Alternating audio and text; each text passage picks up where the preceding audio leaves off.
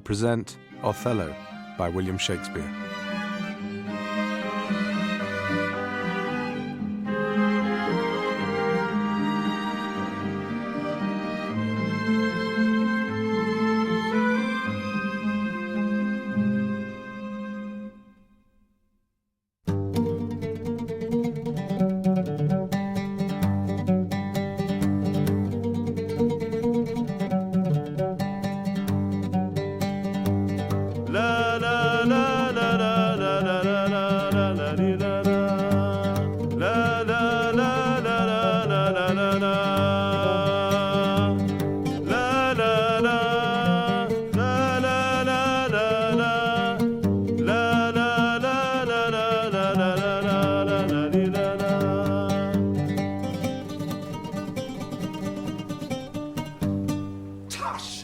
Tell me, I take it much unkindly that thou, Iago, who hast had my purse as if the strings were thine, shouldst know of this. Lord, but you'll not hear me. If ever I did dream of such a matter, abhor me. Thou toldst me thou didst hold him in thy hate. Despise me if I do not. 3 great ones of the city in personal suit to make me his lieutenant, off cap to him. And by the faith of man, I know my price. I am worth no worse a place. But he, as loving his own pride and purposes, evades them with a bombast circumstance, horribly stuffed with epithets of war, and, in conclusion, none suits my mediators. For, certes, says he, I have already chose my officer. And what was he? Forsooth, a great arithmetician, one Michael Cassio. A Florentine, a fellow almost damned in a fair wife that never set a squadron in the field, nor the division of a battle knows more than a spinster, unless the bookish theoric wherein the togaed consuls can propose as masterly as he. Mere prattle without practice is all his soldiership. But he, sir, had the election, and I, of whom his eyes had seen the proof at Rhodes, at Cyprus, and on other grounds Christian and heathen, must be beleed and calmed by debitor and creditor. This countercaster, he, in good time, must his lieutenant be, and I, God bless the mark, his morship's ancient. By heaven, I rather would have been his hangman. Why, there's no remedy. 'Tis the curse of service. Preferment goes by letter and affection, and not by old gradation, where each second stood heir to the first.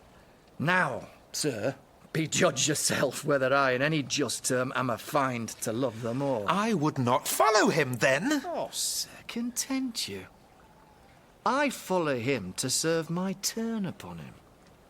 We cannot all be masters, nor all masters cannot be truly followed.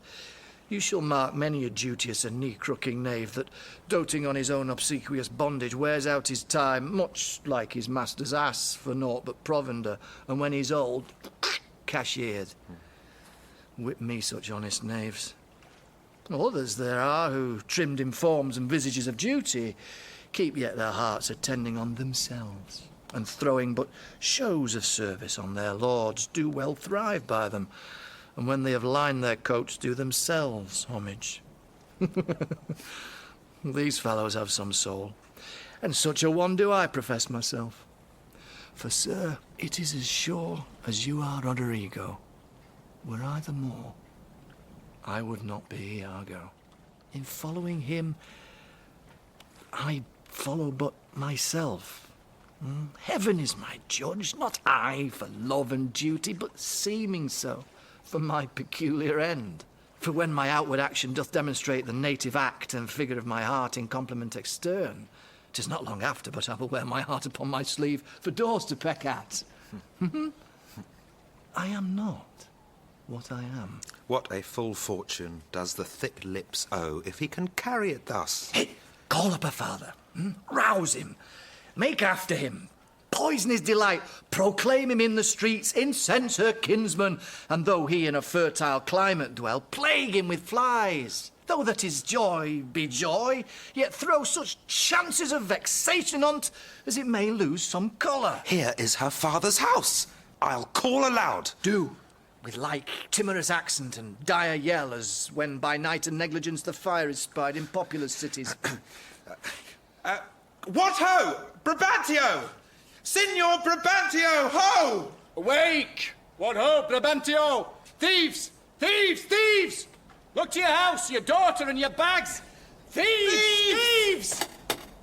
What is the reason of this terrible summons? What is the matter there? Senor, is all your family within? Are your doors locked? Why, wherefore ask you this? Soon, sir, you're robbed.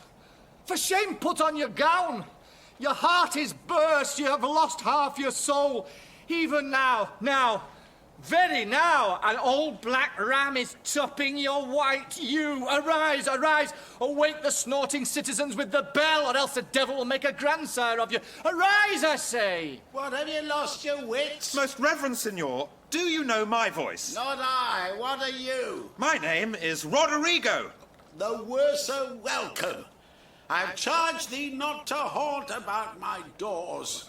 In honest plainness thou hast heard me say my daughter is not for thee. And now in madness, being full of supper and distempering draughts, upon malicious knavery dost thou come to start my quiet. Sir. But thou must needs be sure my spirit and my place have in them power to make this bitter to thee. Patience, good sir. What tells thou me of robbing?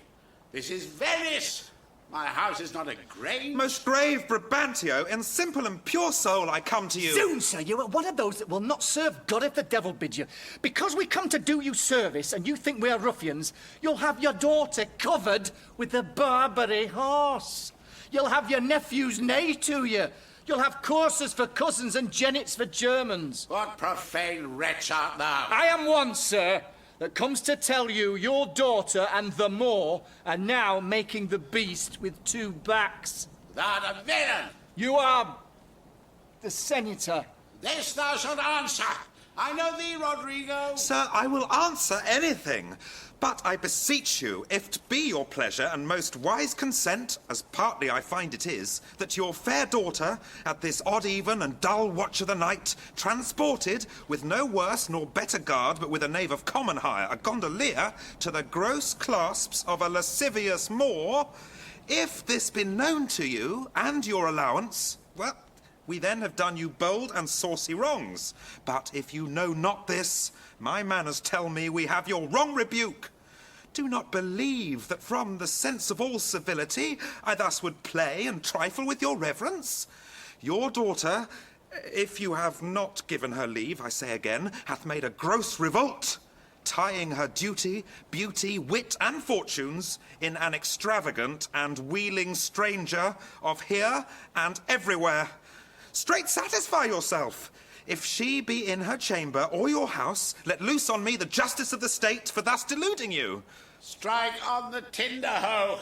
Give me a taper. Call up all my people. This accident is not unlike my dream. Belief of it oppresses me already. Light, I say! Light! Farewell, for I must leave you. It seems not meet nor wholesome to my place to be produced, as if I stay, I shall against the Moor. For I do know the state, however this may gall him with some check, cannot with safety cast him. For he's embarked with such loud reason to the Cyprus wars, which even now stand in act, that for their souls another of his fathom they have none to lead their business.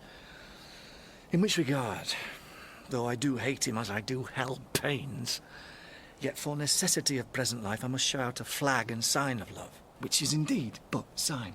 Though you shall surely find him, lead to the Sagittary, the raised search, and there I will be with him. So, farewell. It is too true an evil. Gone she is. And what's to come of my despised time is naught but bitterness. Now, Rodrigo, where didst thou see her? Oh, unhappy girl. With the Moor, say'st thou? Who would be a father? How didst thou know 'twas she? Oh, she deceives me past thought. What said she to you? Get mo tapers. Raise all my kindred. Are they married, think you? Truly, I think they are. Oh, heaven. How got she out? Oh, treason of the blood. Fathers from hence trust not your daughters' minds by what ye see them act. Is there not charms by which the property of youth and maidhood may be abused? Have you not read, Rodrigo, of some such thing? Yes, sir, I have indeed. Call up my brother. Oh, would you had had her? Some one way, some another. Do you know where we may apprehend her on the moor? I think I can discover him, if you please, to get good guard and go along with me. Pray you lead on. At every house I'll call, I may command at most. Get weapons, ho, and raise some special officers of the night. On, good Rodrigo. I'll deserve your pains.